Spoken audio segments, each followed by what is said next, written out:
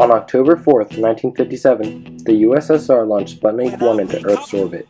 Sputnik 1 was 23 inches in diameter, 190 pounds, and the first man-made satellite. As a result of intensive work by research institutes and designing bureaus, the first artificial Earth satellite in the world has now been created.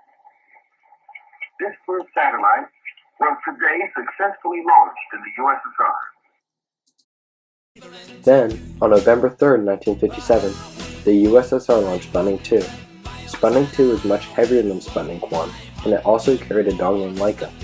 After Sputnik was launched, the American public felt technologically inferior to the USSR.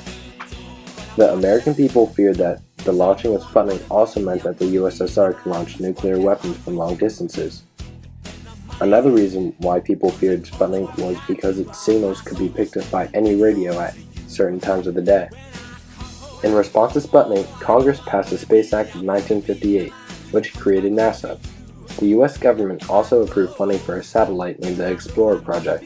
Another response to Sputnik was that the US government made improving education a priority. They did this by giving the US education system more federal aid and by passing the National Defense Education Act in 1958. Sputnik was able to exploit America's problems, and many reforms were created within the United States because of this. This quote by Bill Gates accurately shows how Sputnik caused reform in America. The USSR's launching of Sputnik into Earth's orbit signified the start of the space age between the United States and Soviet Union during the Cold War.